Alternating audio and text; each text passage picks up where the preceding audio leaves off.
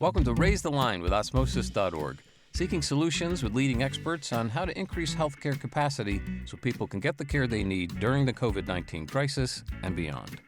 Hi, I'm Shiv Viglani, and today on Raise the Line, I'm delighted to welcome YS Chi, a longtime leader in the media and technology industry who currently serves our parent companies Elsevier and Relics in several different capacities. In his primary role as Director of Corporate Affairs and Asia Strategy for Relics, he's responsible for governmental affairs, corporate communications, and corporate responsibility for Relics. As non-executive chairman of Elsevier, he works directly with governments, Elsevier customers, and in industry associations worldwide. YS was previously president of the International Publishers Association and has served on dozens of charitable, educational, and industry boards, including at Princeton University, the Korean American Community Foundation, and ETS. I'll say I haven't met someone who's better at relationship building than I am until I had lunch with YS in Naples, and it was very clear how he had gotten to where he is. So I'm excited to have you on the show, YS, and to introduce you to our audience. Well, thank you for having me here. I think you're a little bit too generous with credits. I don't think so at all, but I obviously know a lot about your career, having spent some time talking to you, but walk us through some of your career highlights and what got you interested in publishing, media, and technology in the first place. Yeah, I think where I am today is certainly not anything that was imaginable or planned. I started out as a banker, and then after 7 or 8 years, I moved on to IT industry. And then we had tremendous success, took the company IPO, and then I moved over to distribution. And that's where I really got into the book sector. I wouldn't even call it publishing sector, the book sector. And it was right at a time when Jeff Bezos started Amazon.com, and our company was shipping every book for Amazon.com to support his takeoff. And after several years, we came up with the brilliant idea of having virtual inventory through something called print on demand, and vastly increased the amount of books that were available for anyone. And from there on, I became president of Random House. And then I moved on over to Elsevier about 17, 18 years ago. And through all that process, the thing that people can't figure out is where the dots are connected. The dots are connected through people, not through the industry, not through any of my knowledge, domain expertise, none of that stuff. It was through two very important people that I've worked with all my life. And as they moved along and they had their opportunities, I went along with them as partner.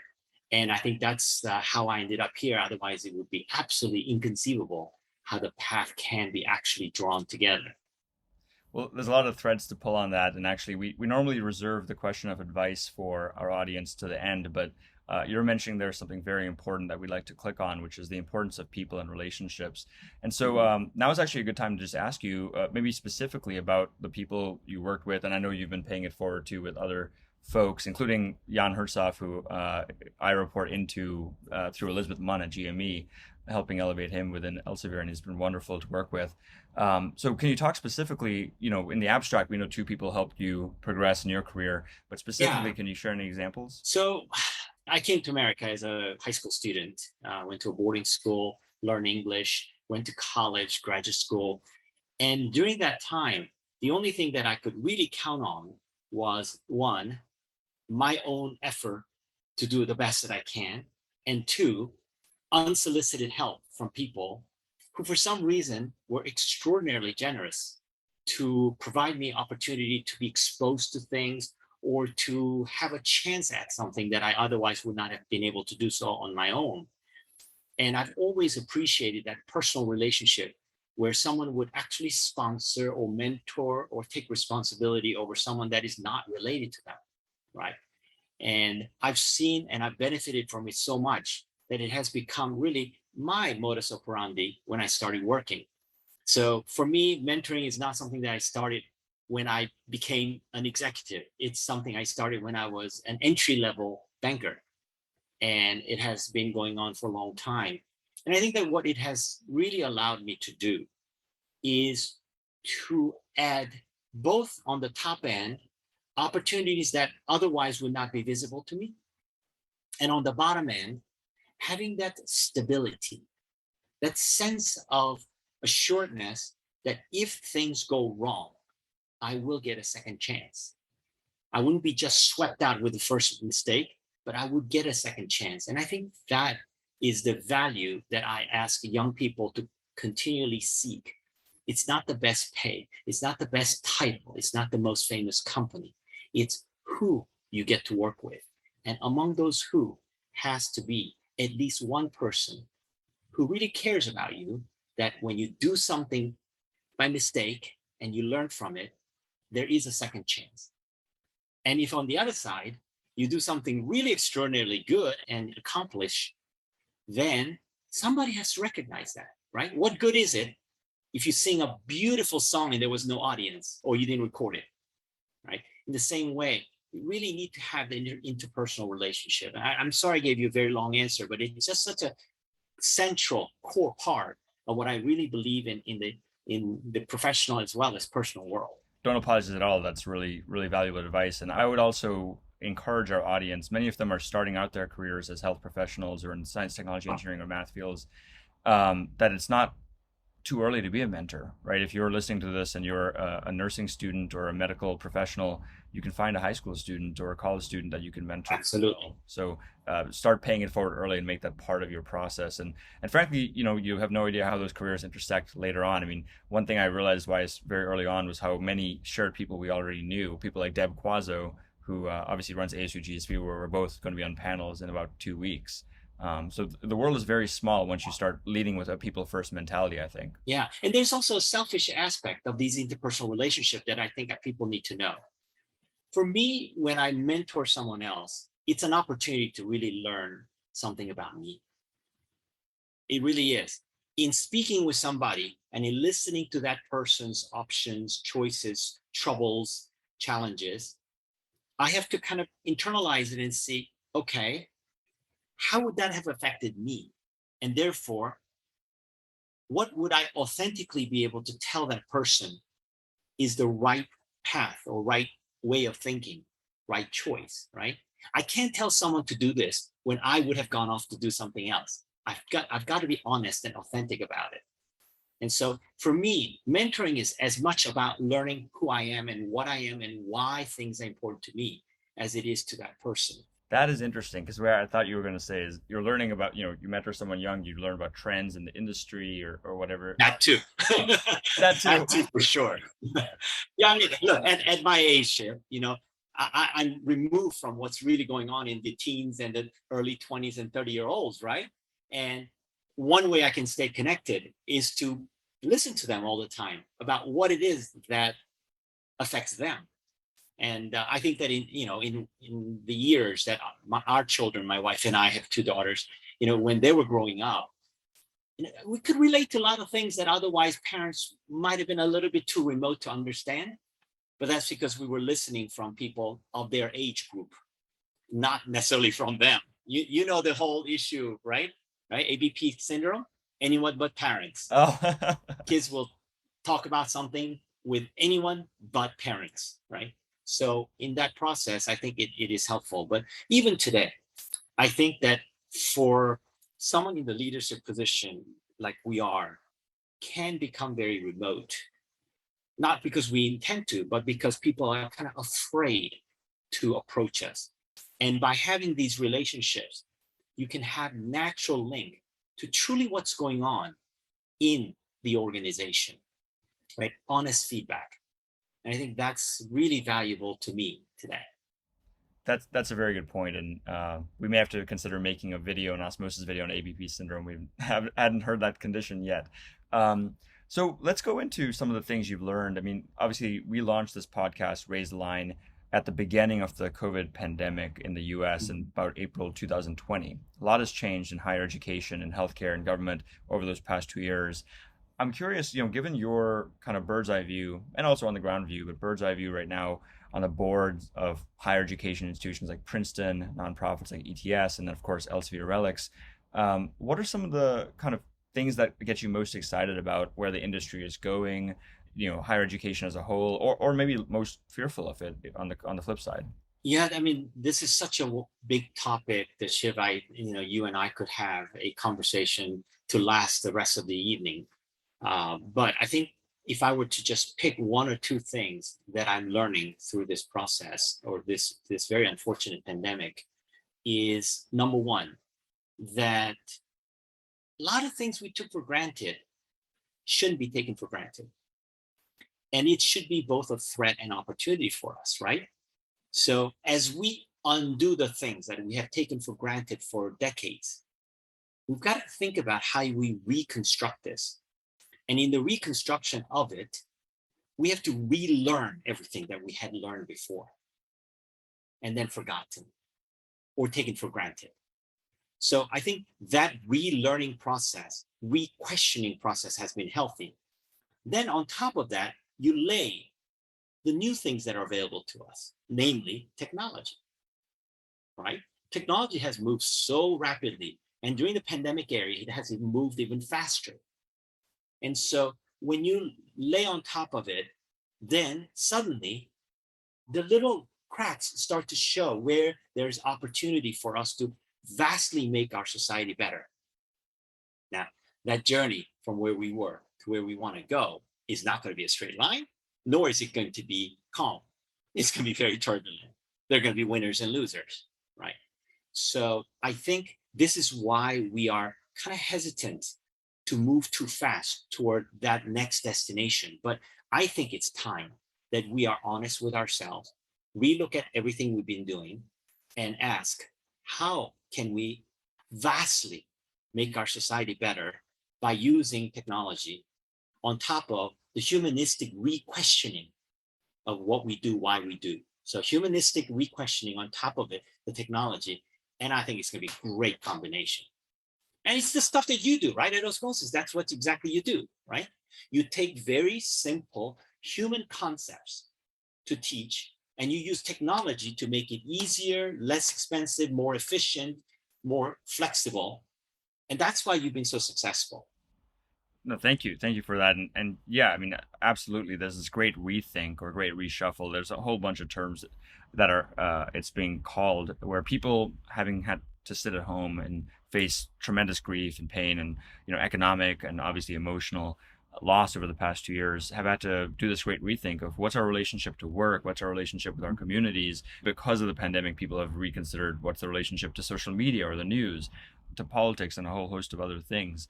One reason I think we felt so comfortable becoming part of Elsevier is because of the entire focus on sustainable and social reformation. So I think Relics, very early on, as you were, maybe 2 decades ago, you and Eric Anders and others started investing in things that now are paying off a lot of fruit, where you have investors investing in Relics simply because of the stake in the ground you guys have made on climate change or on social justice, on diversity, equity, inclusion. Can you talk a bit about what those early years were like, even having those conversations about those topics when so many other companies may have been only focused on the bottom line?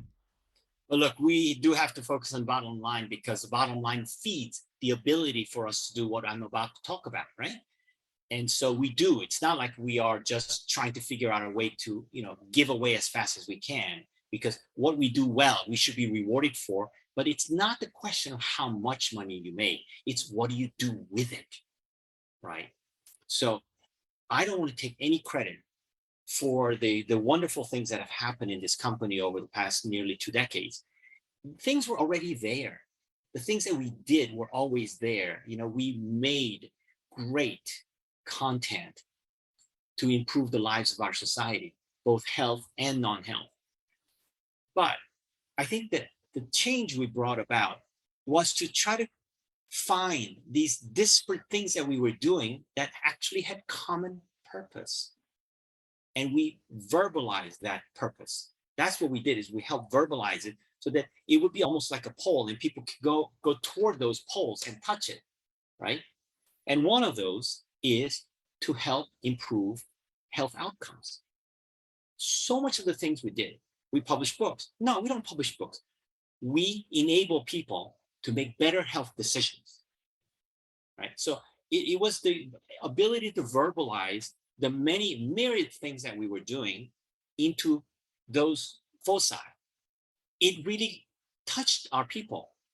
As you know, folks at Elsevier, for example, we have enormously long tenure having worked with us. And they were always there, but they suddenly began to realize there was a higher purpose. And we came with the word unique contribution to distinguish ourselves from other competitors who do similar things. Mechanically, they do similar things, but we were always looking for what is unique. What is our unique contribution to our customers? What is our unique contribution to our society? And they began to be verbalized, and our team began to really embrace it. So today, as we went through 2 years of COVID separation, if anything, our team have become even more convinced of why we wake up every morning and do what we do, even though we are not in the office. Why do we work so hard? Why do we work so politely and together as a team? Because there is that unique contribution. And so I don't want to take any credit. I think the credit goes to our ability collectively to be able to verbalize it and center around it. And I think that we got really lucky. One of my favorite quotes is Thomas Jefferson. He said, "I'm a firm believer in luck, and I find that the harder I work, the more effort I have."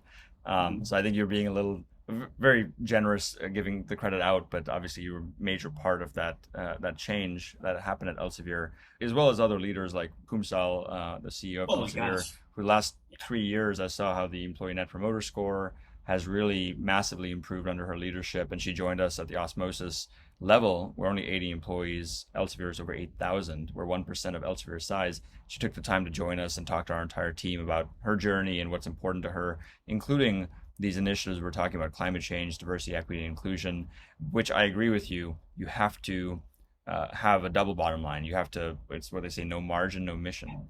It helps fund those investments. And as you keep growing, you can hire more people and help instill those values in them too.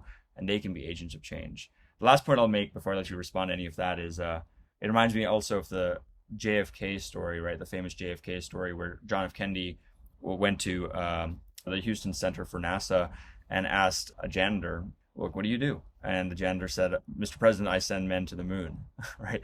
And so even at that level had that calling, despite what work they were doing, they had that calling that it was much bigger than them.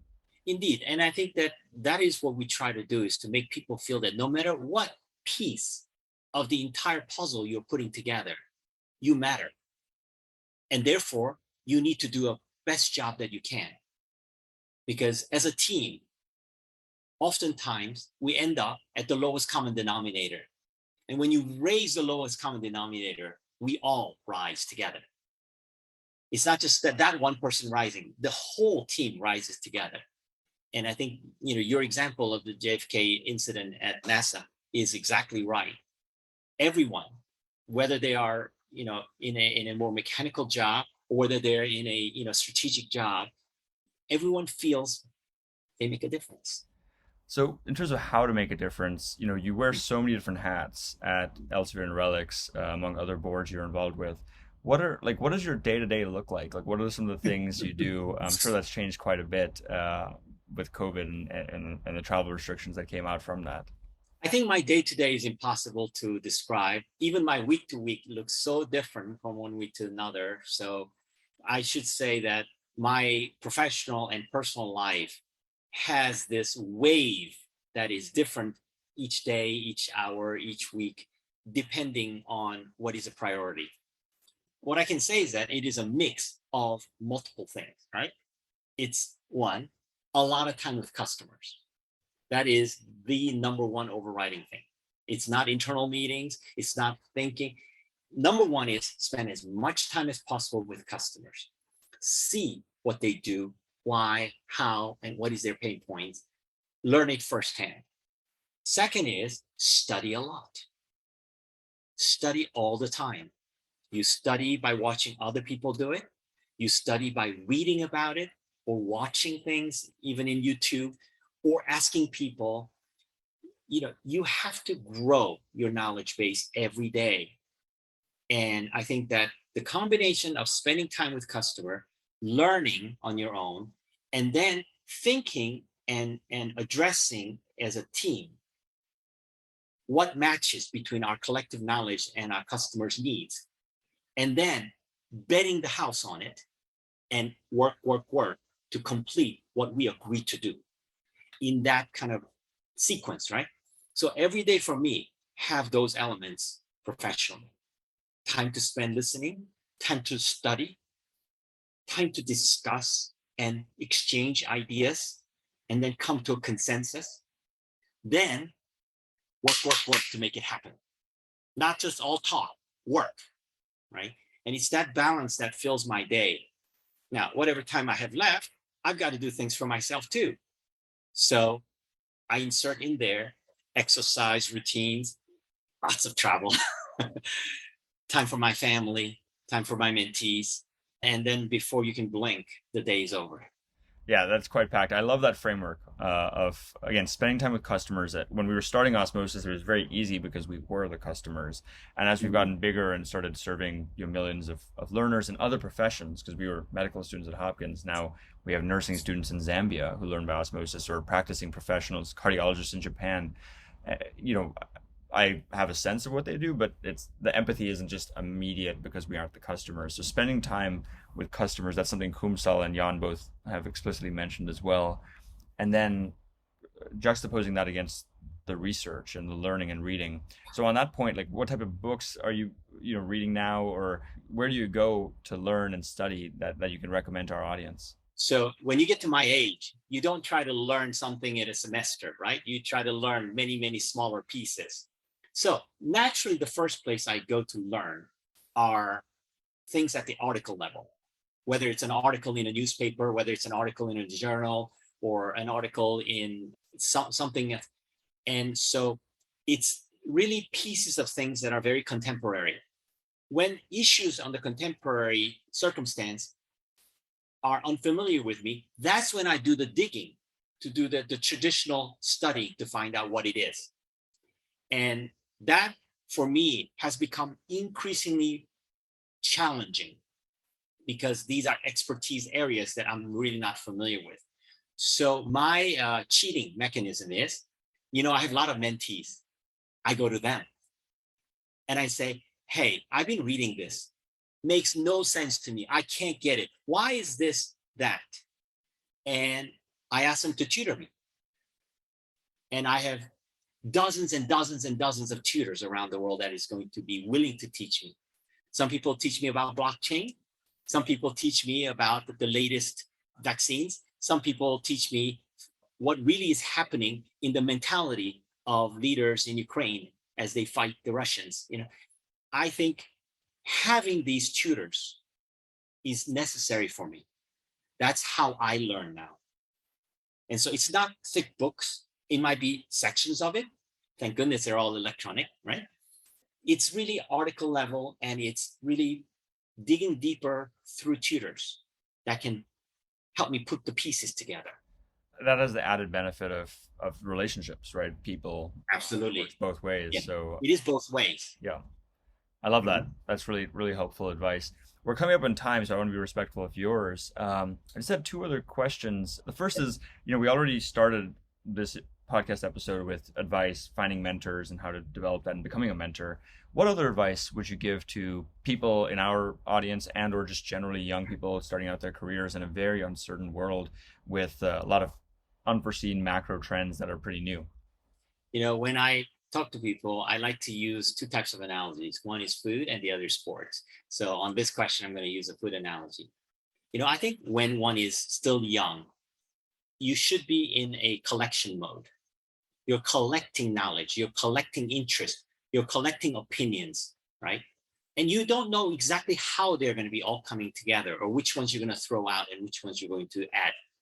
But you have to be in a collection mode without having the preconceived bias already saying, oh no, I don't need this carrot because I'm going to cook something that doesn't require carrot. No, pick one up. You never know, right? Because you may change your mind and not cook that dish. You might cook something else. So one of the advice that I like to give young people are just keep collecting knowledge, collecting interest, collect a network of people you want to know, you want to be around, collect.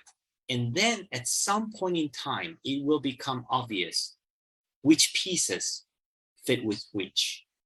But you don't have to plan that in advance.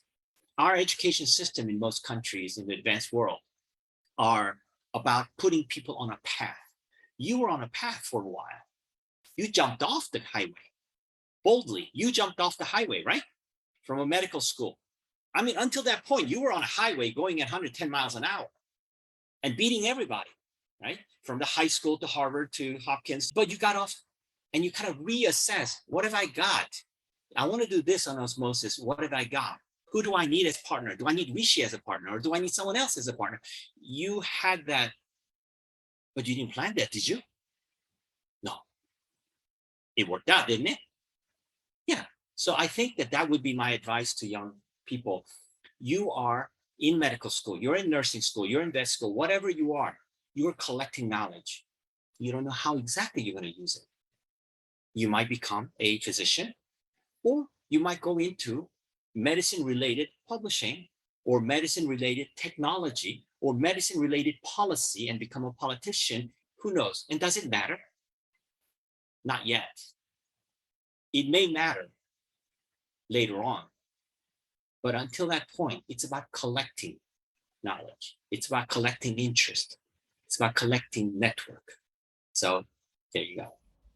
I love that. Yeah, that's again, hindsight bias. You create this narrative fallacy where all these pieces fit together, but moving forward, you have no idea. And one of our previous guests, more recent guest in Raise Line, Michael Mina, he's a chief scientific officer at a digital health company called eMed. He was a Buddhist monk in Sri Lanka back in 2004, and then eventually went and became a doctor. Imagine what he took with him from learning about being a monk to the rest of his life. I envy that. I mean, your career is quite storied as well. So my last question for you is there anything we've missed about you, Elsevier, Relics, or anything else that you'd like our audience to know about that? I don't know. I mean, I think that your audience is generally self-motivated, driven people that have purpose and goals in life. And we just talked about, yeah, fine, you can go at 120 miles an hour. It's okay. But just make sure you look around, and then know when to jump off the highway, take a rest, take a little, local route and discover. You can get back on the highway when you want to, but, make sure that there's a variety in your life. That if you're a STEM student, it's not all about STEM. It's about reading about philosophy and about literature and about human psychology, or the other way around. I know someone who is just a diehard athlete. And with this person, I'm constantly reminding the person to stop and enjoy something non-athletic along the way and combine the two, right? It makes it so much richer to do so. That is what I guess the audience of this podcast would get the most out of. And in my case, as a foreign student coming to America through the generosity of scholarship systems and getting the education that I got, but more importantly, getting the people that I met at these institutions that are my lifetime friends and colleagues, I think that is something I did not value very much at that age. That, of course, turns out to be the most valuable thing that I got.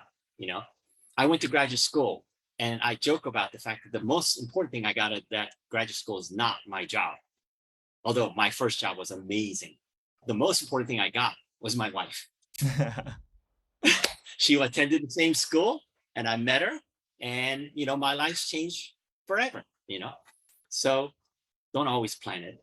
Totally. I couldn't agree more. It ultimately comes down just to relationships and the people, and together you can do quite a bit. So YS, thanks so much for taking the time to be with us today and obviously creating this legacy that Osmosis is just a very small but excited part of. Very exciting part. I mean, you can set examples, not just to other parts of Elsevier, but to other parts of this education, information analytics space, because of what I described earlier about combining these two things together, right?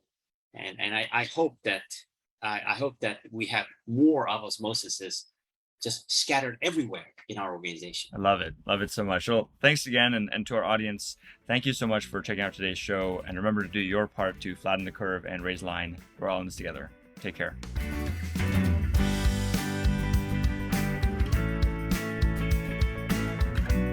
For more information on how you can help raise the line and flatten the curve, go to osmosis.org/COVID-19. If you like this podcast, please share it on your social channels.